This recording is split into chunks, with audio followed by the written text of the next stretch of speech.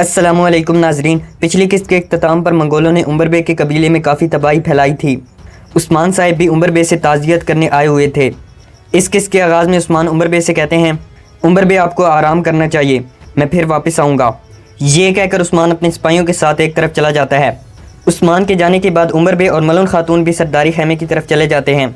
उस्मान एक जगह पर जाकर रुक जाता है और उमर बे को सरदारी खैमे की तरफ जाते हुए देखने लगता है।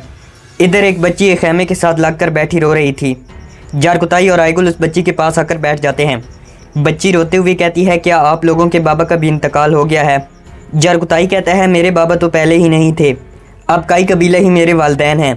जारकुताई बच्ची को हौसला देते हुए कहता है, अब ये कबीला आपका वालिदैन है, आपका शौहर होगा और बच्चे भी होंगे, और फिर आप अपने शहीद बाबा के शर्फ और बहादुरी के बारे में अपने बच्चों को बताओगी। जारकुताई बच्ची के आंसू साफ करते हुए कहता है, जब इन नाउमीद ज़मीनों पर आंसू के कतरे गिरते हैं तो इन ज़मीनों पर उम्मीद की किरण पैदा होती है। जारकुताई की बातें सुनकर आयगुल भी रोने लगती है और आयगुल को अपने बाबा दुंदार की याद आ जाती है। इसके बाद आयगुल को अपने बाबा की मौत का दिन भी याद आता है। दूसरी तरफ एनागोल किले में यासू निकोला से कहता है, हमने इस जंग में हिस्सा ना लेकर तवाज़न को ख़राब किया है निकोला। निकोला कहता है, जंग तवाज़न का खेल है, मेरा मंसूबा काम कर रहा है और खुशखबरी भी आ रही है। यासू कहता है, क्या हमारा असल दुश्मन तोगाई नहीं है? हम इस जंग में उसे मार सकते थे निकोला। निकोला कहता है, मेरे फ़ौजी ज़िंदा हैं और मेरे दुश्मनों के फ़ौजी एक दूसरे के टुकड़े टुकड़े कर रहे हैं। यासू अपनी राय देते हुए कहता है, चूँकि उमर साहिब हमारे साथ थे इसीलिए हमें तोगाई पर हमला करना चाहिए था। निकोला कहता है, तोगाई ने अब तक उमर साहिब की अहमियत को ख़त्म कर दिया होगा। इसी दौरान हेलन मुस्कुराते हुए अंदर आती है और निकोला से कहती है, कासिद आया है, जबकि तोगाई ने भी उमर साहिब की फ़ौज को तबाह कर दिया है और उसके कबीले को जला डाला है। ये सुनकर निकोला यासू की तरफ मुस्कुराते हुए कहता है, हम क्या कह रहे थे यासू, असल जंग तो अब शुरू हुई है। सुल्तान ने उस्मान से जो वादा किया था वो वादा अब टूट गया। अब उमर बे जाकर उस्मान की मदद तलब करेगा और उस्मान तोगाई पर हमला करेगा और हम एक भी फ़ौजी खोए बिना जंग जीत जाएंगे और एक कोने में बैठकर उन वैश्यों को एक दूसरे के टुकड़े करते हुए देखेंगे और उनमें से जो जिंदा बच जाएंगे उनके हम चेथड़े उड़ा देंगे। दूसरी तरफ काई कबीले के सरदारी खैमे में उस्ताद दाऊद उस्मान से कहते हैं, तोगाई ने मुआहदा तोड़ा, इसकी कोई वजह ज़रूर होगी हजूर। बमसी साहिब कहते हैं, तोगाई भरोसामंद आदमी नहीं है, उसे अपने वादे पर कायम रहने के लिए किसी वजह की ज़रूरत नहीं। उस्मान कहते हैं, हम तैयार रहेंगे, अगर उसने उमर साहिब पर हमला किया है तो वो अब नहीं रुकेगा। लेकिन मेरे ज़हन में एक और वजह भी आ रही है, हमने उससे बैत करने के बाद उसके वादे की खिलाफवर्जी की। उस्मान गुंदूज़ से पूछता है, भाई तैयारियाँ कैसी हैं? गुंदूज़ कहता है, हमने सोगोत और कबीले में एहतियाती तदाबीर इख्तियार की हैं, हम अल्लाह की मदद से किसी भी किस्म के हमले के लिए तैयार हैं। बमसी साहिब उस्मान को बताते हुए कहते हैं, हम बड़े पैमाने पर एहतियाती तदबीर इख्तियार करने की तैयारी कर रहे हैं उस्मान साहिब, हमें मालूम हो जाएगा कि आखिर क्या होने वाला है, लेकिन अगर हमें यकीन है कि तोगाई हमला करेगा तो फिर हम क्यों इंतज़ार में बैठे हैं, चले हमला करते हैं उस्मान साहिब। ये सुनकर उस्मान कहते हैं, तोगाई के पास पहले से ज़्यादा जंगजू हैं और वो जानता है कि हम हमला कर सकते हैं। उस्मान बमसी साहिब से कहते हैं, तैयार दुश्मन की एक बड़ी फ़ौज पर हमला करना हमारे लिए तबाहकुन हो सकता है। बमसी साहिब कहते हैं, आप ठीक कह रहे हैं उस्मान, लेकिन अगर हम यहाँ बेकार बैठे रहेंगे तो हम कमज़ोर नज़र आएंगे। उस्मान कहते हैं, हम तोगाई से गलती होने का इंतज़ार करेंगे, जब हालात ठीक होंगे और हमें फ़तह नज़र आएगी तो तब हम अपना परचम उठाएंगे और तकबीर के साथ आगे बढ़ते जाएंगे। दूसरी तरफ उमर बे सरदारी नशिस्त पर बैठ कर पछता रहे थे। इसी दौरान मलून खातून वहाँ आती है तो उमर बे कहते हैं, मैंने गलती की और फिर मैंने उस गलती की भारी कीमत चुकाई। मेरे रब ने मुझे सिखाया है कि तुम गलत रास्ते पर हो, जबकि मेरी बेटी भी यही कह रही थी। मलहून कहती है, आप गलत रास्ते पर थे बाबा, आपने गलती की और आप गलती करने पर बज़िद रहे। मलहून कहती है, मैंने सुना था जो आपने बहादुर से कहा था, मैं जानती थी कि आप तोगाई पर हमला करने के लिए कबीले से निकले हैं और आपकी गैर मौजूदगी में तोगाई ने हम पर हमला कर दिया। उमर बे कहते हैं, निकोला और मैंने एक मंसूबा बनाया था, लेकिन उसने मुझे बेच दिया। वो चाहता था कि मैं तोगाई के जाल में फंस जाऊँ, वो चाहता था कि हम टूट जाएँ। मलहून कहती है, निकोला पर भरोसा करना गलती थी, लेकिन उस्मान साहिब को बताए बगैर ये सब करना सबसे बड़ी गलती थी, मगर इसके बावजूद बाबा आपने एक और गलती कर दी, आपने सारा मामला उस्मान साहिब से छुपा लिया। उमर बे कहते हैं, हमारे बहुत सारे लोग शहीद हो चुके हैं, मंगोलों ने मासूमों को भी मार डाला। मलहून उमर बे के पास बैठ जाती है और उसे समझाते हुए कहती है, हमें उस्मान साहिब को बता देना चाहिए कि हमने ही तोगाई पर हमला करने की कोशिश की, हमारी इस हरकत की वजह से उनका मुआहदा तोगाई के साथ टूट गया है, हमारी वजह से उनका कबीला भी ख़तरे में है बाबा। उमर बे कहते हैं, मैं जा रहा हूँ, मैं आज ही उस्मान से बात करूँगा, लेकिन मैं उसे सच नहीं बता पाऊँगा, हमारा ज़ख़म अभी ताज़ा है। माजी में मैं उस्मान साहिब के सामने शर्मिंदा नहीं होना चाहता था, लेकिन कल सुबह मैं सबसे पहले उस्मान साहिब के पास जाऊँगा और उनसे बात करूँगा।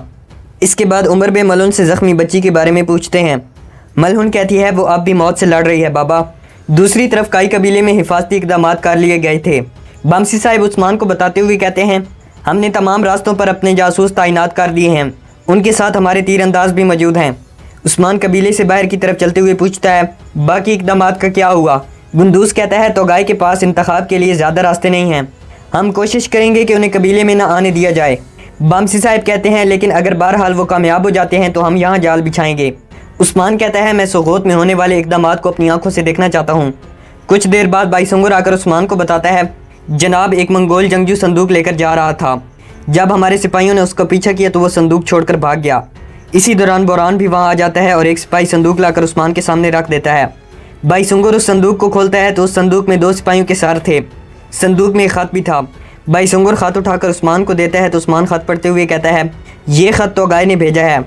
उसका कहना है कि उमर साहिब ने उस पर हमला करने की कोशिश की, इसीलिए अब हमारे दरमियान मुआहदा ख़त्म हो गया और अब अगला हदफ मेरा तुम हो उस्मान। मैं काई कबीले पर हमला करने आ रहा हूँ। उस्मान जब ये ख़त पढ़ता है तो हैरानगी ज़ाहिर करता है। गुंदूज़ गुस्से से उमर बे के बारे में कहता है उसकी बेताबी और उसका गरूर ये ज़ाहिर करता था कि वो ऐसी गलती करेगा। उस्मान एक तरफ जाते हुए गुस्से से कहता है अगर ये लिखी हुई बातें सही हैं तो इसका मतलब है कि उमर बे ने मेरे अहकामात की खिलाफवर्जी की है, अब मैं उनसे इसका हिसाब लूँगा। इसी दौरान मलून खातून और उमर बे भी अपने सिपाहियों के साथ काई कबीले में आ जाते हैं। बामसी साहिब उन्हें देखने के बाद उस्मान से कहता है आपको वहाँ जाने की ज़रूरत नहीं है उस्मान साहिब, वो लोग खुद हिसाब देने आए हैं। उमर बे उस्मान के पास पहुंचकर सलाम करता है और फिर कहता है एक अहम मसला है जिस पर मैं बात करना चाहता हूं। उस्मान गुस्से से कहता है पहले यहाँ आए उमर साहिब। ये सुनकर उमर बे घबरा जाता है और समझ जाता है कि उस्मान को हकीकत पता चल गई है। उमर बे अपने घोड़े से नीचे आता है और संदूक में मौजूद 2 सिपाहियों के साथ देखने लगता है। उस्मान उमर बे को तोगाई का ख़त देते हुए कहते हैं मुझे बताएं उमर साहिब क्या ये सच है। उमर बे ख़त खोल कर पढ़ते हैं और नदामत से कहते हैं ये सच है। ये सुनकर उस्मान चिल्लाते हुए कहता है ये आप क्या कह रहे हैं उमर साहिब। इसके बाद उस्मान मलून खातून की तरफ देखता है तो मलून अपनी नज़रें झुका लेती है।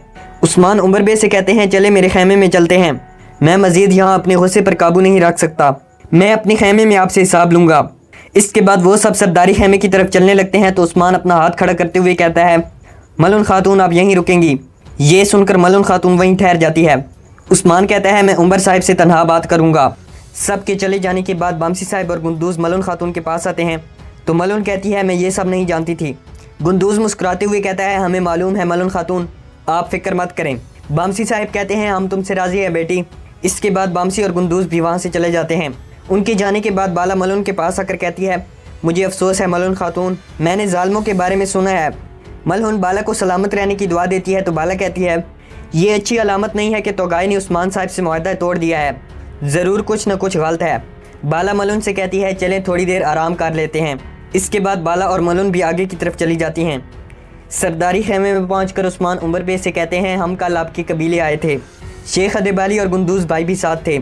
हमने आपका इंतज़ार किया मगर आप नहीं आए, अब बताएं मुझे आप कहाँ थे उमर साहिब। ये सुनकर उमर बे के पसीने छूटने लगते हैं और उमर बे परेशानी के आलम में कुछ नहीं कह पाते। उस्मान अपनी कमान उठाकर उमर बे की तरफ बढ़ते हुए कहता है क्या हमने बार बार आपको तंबीह नहीं की थी कि अकेले कार्रवाई मत करें। उस्मान कहते हैं आपने हमें हर बार बड़ी परेशानियों से दो चार किया है उमर साहिब, और आप अपनी मर्ज़ी के मुताबिक काम कर रहे हैं। आपकी वजह से आपके बहुत से सिपाही शहीद हो गए, आपके हाथों पर बहुत से मजलूमों का खून है। अब आपने तमाम तुर्कमानों के मुस्तकबिल को ख़तरे में डाल दिया है। बताएं उमर साहिब आपने ऐसा क्यों किया। उमर बे कोई जवाब नहीं देता तो उस्मान उमर बे के सामने आकर कहता है मैंने कहा था कि मैंने सुल्तान से बात की है और हमने एक साथ मंसूबा बनाया है, लेकिन अब ये सब आपकी वजह से बर्बाद हो चुका है। पहले हमें सिपाही मिलने का इंतज़ार करना था और उसके बाद अलखानन सल्तनत के ख़िलाफ़ लड़ना था। उमर बे पूछते हैं इसकी क्या सज़ा है उस्मान साहिब। उस्मान कमान को उमर बे की गर्दन पर रखते हुए कहते हैं क्या आपको ये कमान याद नहीं है, ये कमान मेरे अबा व अजदाद में से उगौस खान ने अपने बेटे को दी थी।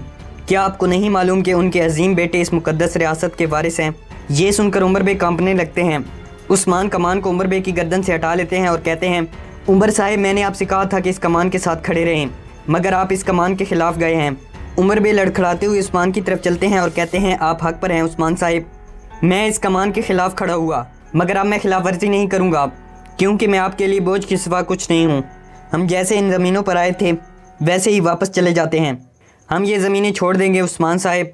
उस्मान कहते हैं ये सब के लिए बेहतर होगा, ये सुनकर उमर बे सरदारी खैमे से बाहर आ जाते हैं। बाहर मलन जैसे ही उमर बे को देखती है तो वो भी उमर बे के पास आ जाती है। मलन उमर बे से पूछती है, हजूर अंदर क्या हुआ है? उस्मान साहब ने आपसे क्या कहा है? उमर बे कहते हैं, उन्होंने मुझे ओगोस खान की कमान के बारे में बताया। फिर उमर बे मलन से कहते हैं, चलो मलन ये ज़मीनें छोड़ने की तैयारी करो। ये सुनकर मलन वहीं रुककर उस्मान साहब के सरदारी खैमे को देखने लगती है, जबकि उमर साहब आगे की तरफ चले जाते हैं। इसके बाद मलन खातून भी उमर बे के पीछे चली जाती है और यहाँ पर इस एपिसोड का इख्तिताम हो जाता है।